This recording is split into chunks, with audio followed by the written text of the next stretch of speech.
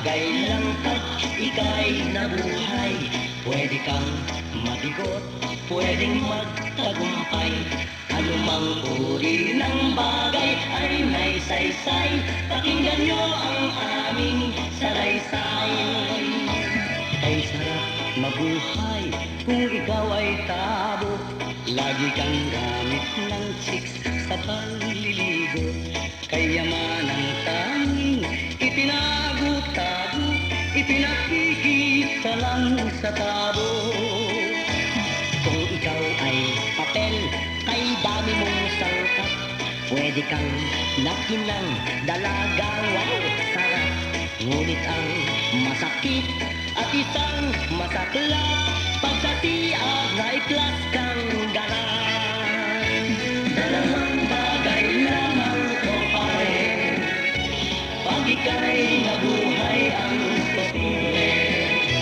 Pwede kang unano o bigante, pwede kang guwapo o hangkapre. Kung ikaw ay kundong, ay sadyang mainam. Ang pinakasok mo'y kuweba ng kalangitan. Ngunit kung pinasok mong kuweba'y likuran, parang na impyerno kang naman. Pag ikaw ay kama, swerte mo kaibigan. Lagi mong kapiling ay naglalampungan. Ngunit kung kama ka ng bangkay, kabayan, kasama ka ng patay sa himlayan. Dalawang bagay lamang o pare, pag ika'y nabuhay ang posible. Pwede kang unano o higante, pwede kang guwapo o hangkapre. Dalawang bagay lang pag ika'y nabuhay. Pwede kang mabigot, pwedeng magtagumpay. Anumang uri ng bagay ay may saysay. Pakinggan nyo ang aming salaysay. Anumang uri ng bagay ay may saysay. Pakinggan nyo ang aming salaysay.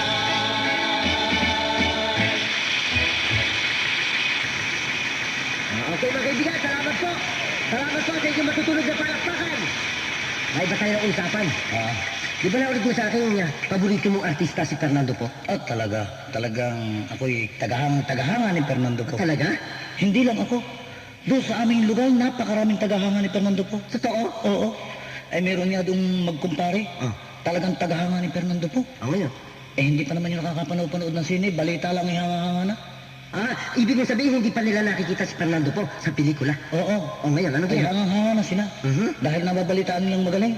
Ang ginawa nila ay nagbili ng kambing.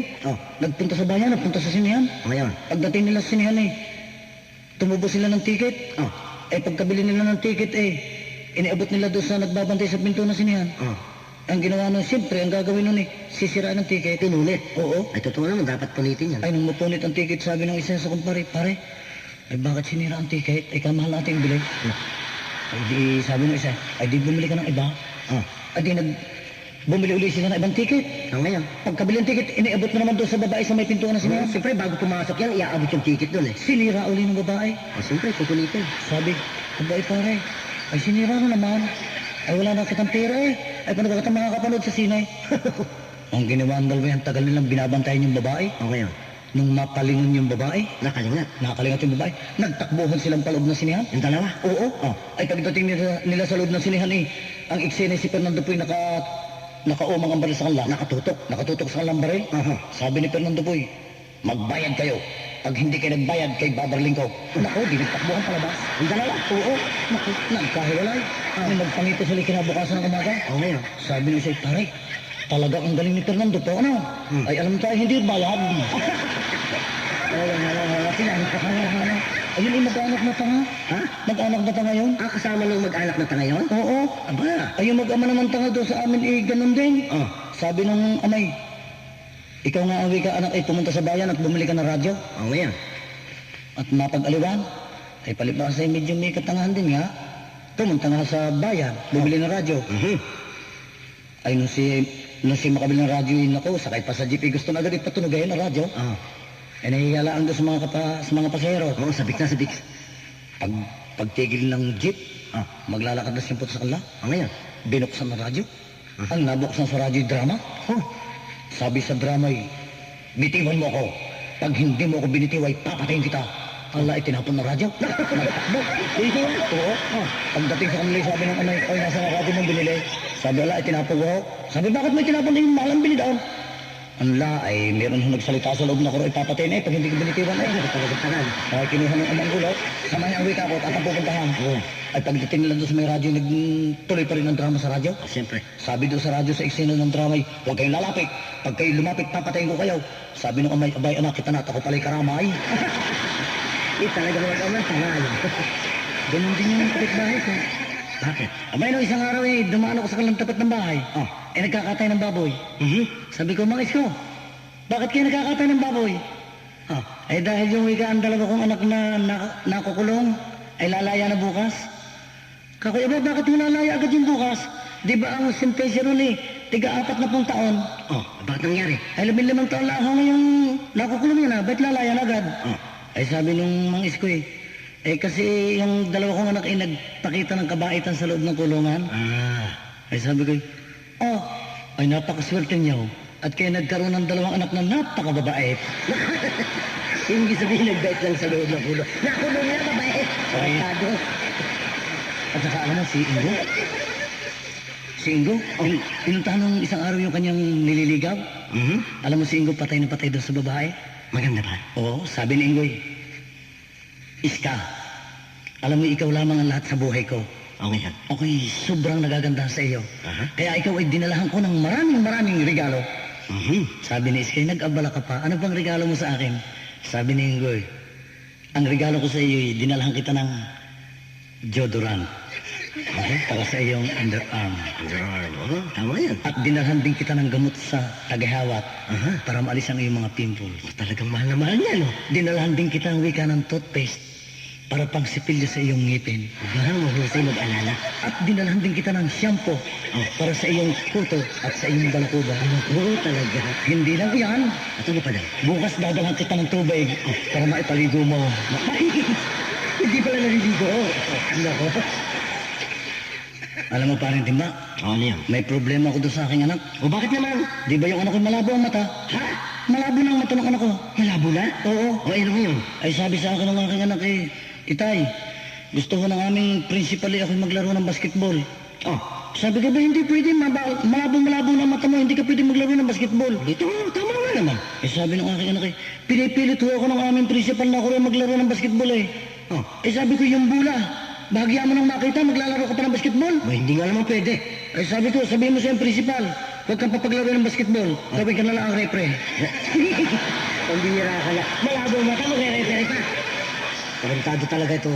Yung mga istorya mo, puro kalokohan Alam mo parang timba? Ano yung parang tabo? Yan pala si Mang Gusting magmamanugang na. Paano magmamalugang yan Kaya pangit-pangit ng anak yun. Kahit mo pangit gusto yata mag-asawa na Wala mapapaibig doon. Meron. Magmamanugang na nga si Mang Gusting Talaga? Oo. Loko? Kay Mang Gusting ko rin nabalitaan Bakit ang nabalitaan mo? Abay nung isang gabi yung anak ni Mang Gusting nagpunta sa guluyan. Ang ginawa ni Mang Gusting sinundan yung kanyang anak. Ano yan? Ay doon. Doon nalaman ni Mang Gusting na siya magkakamanugang na. Doon sa gulayan? Oo. Nalaman niyang magkakamanugang na siya? Oo. Paano nangyari? Abay nung kinabukasan ng umaga, may dumating na mamamakiyaw ng mga gulay. Abay nung papakayaw ng lahat yung gulay ang ginawa ni Mang Gusting ibinukod yung napakalaking talong. Ibinukod yung malaking talong? Oo. Bakit naman? Ay gustong bilhin ng mamamakiyaw. Ay, ayaw pagbili. Sabi, bibilhin ko yung malaking talong. Ay sabi ni Mang Gusting, abay hindi pwede ito. Bakit daw? At ito ang aking mamanugangin. Marami daw naman. Nagsasatalong pala siya.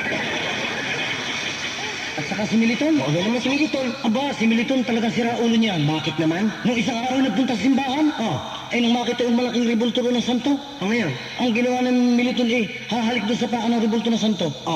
Ay nung siya hahalik na nadupil sa kanyang paa. Nadula siya? Oo. Paano? Ay dinapaumpog ang kanyang uso doon sa paa ng rebulto. Ngayon? Abay nagalit si Militon. Galit siya? Oo, sabi ni Militon doon sa rebulto, bet ka na ninipa. Ay ako pa ang nagalang sa iyo. Maghintay ka, katay babalik ka. Gusto mo yata away. Di umalis si Milito. ngayon? At kukuha ng gulo. Ay ang ginawa ng sakristan inalis yung malaking ribulto. At pinalito ng maliit. At pinalitan ng maliit na revolto? Oo. Ngayon? Ay maya-maya dumating na si Milito, dalang gulo. Hinahanap yung malaking ribulto, hindi makita. Hindi makita. Nakita yung maliit na ribulto. Ano sabi? Sabi ni Milito doon sa maliit na ribulto, nasaan? Nasaan na yung ama? Tarantado talaga. Sira ulo eh. Sabi mo kanina, ikaw ay mga awit. Ba siyempre. Hoy, kami lahi ng mga awit. Ayo? Oo. Simula magulang mo, pati mga kapatid mo, mga awit din yan? Oo. Yung aking yung amay coconut singer, Anong coconut singer? mga ngawit ng niyog. Kala ko mga nganta sinasabi mo. Alam mo, Kabo, ang pamilya namin, religyoso lahat. Oo. Lahat, simula bata hanggang matanda, religyoso. Ang ibig mong sabihin mula bata hanggang matanda, sumisimba? Oo. Araw-araw yan. Ay, kumusta ang tatay mo? Mabuti naman. Nagnanakaw pa? Oo, hindi. Religyoso, magnanakaw. Talagang religyoso ko. Hindi ako talaga religyoso kami. Ang ibig mong sabihin niyang religyoso, nagbabasa yan ng Biblia. Aba, siyempre. Marunong ka sa Biblia. Nagbabasa ko yan araw-araw. Kung tanongin kita sa Biblia, kaya mong masagot. Oo, magtanong ka. Eto, tatanungin kita tungkol sa Biblia. Sino ang unang nilikha ng Diyos? Ba si Adan? Galing yan. Anong ko yan? Sumunod. Si Eva. Eri ang tanong, ano ang kauna-unahang sinabi ni Eva kay Adan? Ba? Adan, mamasyal tayo. Uy, mali. Adan, kumain tayo. Mali rin. Adan, maligo tayo sa batis. Tag-araw noon, iga ang batis noon. Tarantado kaya ano sinabi ni Eva kay Adan? Sabi ni Eva kay Adan, Adan, magsalawal ka naman. Buti pa, tulaan ko na lang. Bakit naroon ka bang tumula? Oo. Nakata ako. Totoo? Oo. Sige nga, iparinig mo nga kay Aling Angie yung tula mo. Ayan ang tula ko. Sige, ano yan? Ang manok mo mare, mana mo ki inay. Ang manok ko na may mana ko kay tatay. Ang ganda na. Kung paglalabani tayo'y magbubutaw, alin kaya mare ang magtatagumpay? Ang sabi mo mare, iyang iyong manok, malakas tumagay, magaling pumutog. Ngunit kumari ko itong aking manok, mataas lumipad, magaling sumalpo. At nang magsagupa ang aming alaga, ang manok ni Mari agad napahiga. Ang manok ko na may agad napadapa, kung iyong malasi parang aso't pusa. Sa lakas tumaga nitong aking manok, bawat ulos niya ay turok ng turok. Yun naman kanya'y salpok lang ng salpok, pag tinatamaan ay sabog ang utot. Hindi ka yung tula mo. Maganda naman yung tula mo. Nakakatawa. Bakit ako'y pinipintasan mo pa? Ay, puro ka naman kapalpakan yan. Dami mong kalokohang ginagawa eh. Katulad noong ikaw ba'y talagang nag-aral? Oo. Ha? Oo. Dahil kasi, narinig ko yung nagtanong yung anak mo eh. Sabi ng anak mo, Tay, anong English sa saging? Sinagot ko naman Anong sinagot mo? Sabi ko, Iho, ang English dyan sa saging ay lakatan. Lakatan. Unol. Kaya na, Ang English sa saging iba na. kung hinog. Ibig sabihin kung hinog yan? Oo. Ay, sabi ko talaga. Ay, bakit? Ikaw ba? Hindi nalalaman din. Abay, marami akong nalalaman. Alam mong lahat ng uri ng manok. Siyempre, nag-aalaga kami ng mga manok sa amin. Ay, halimbawa, anong tawag mo doon sa lalaking manok? Yung pasabong. Oo. Abay, tandang. Ay, yung babaeng manok. Inahin. Ay, yung anak. Ay, sisiw. Ay, anong tawag mo sa kanila? Ha? Ano itatawag mo sa... Mga manok. Hindi. Manukan. Hindi rin. Poultry. Hindi, lalong mali. Mag-anak na manok. Oo, lalong mali yan. Ay, ano tama dyan? Ang tamang tawag sa mga manok na yan, pagtawag dyan Kurya! Bakit gano'n? Oo, ganun yung mga manok ko pag tinatawag ko.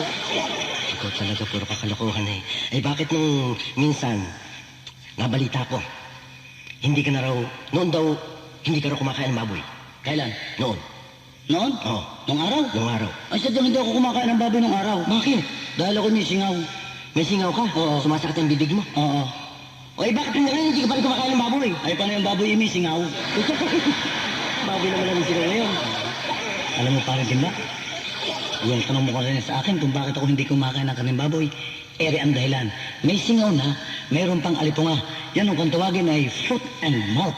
Oo nga, no? So, mabuti pa iparinig natin sa mga tao yung ating awitin tungkol sa foot and mouth. Okay? Okay.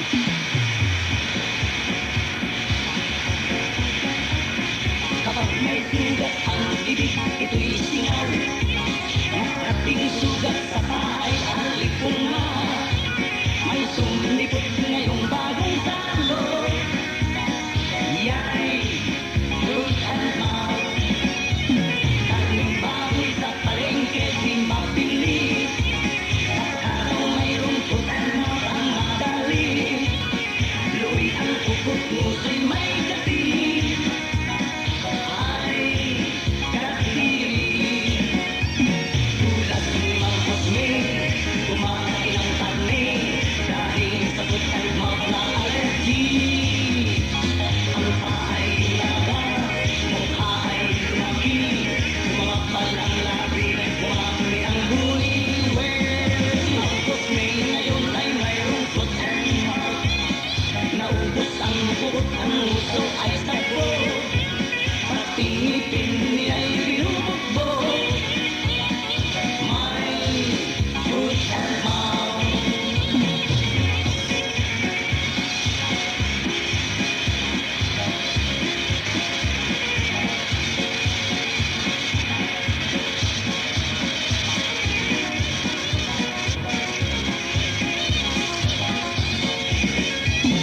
Kapag may sugat ang bibig, ito'y singaw. Makating sugat sa pahay ang lipunga. May sumibot ngayong bagong salo. Yay! Foot and mouth. Yay! Foot and mouth. Yay! Foot and mouth.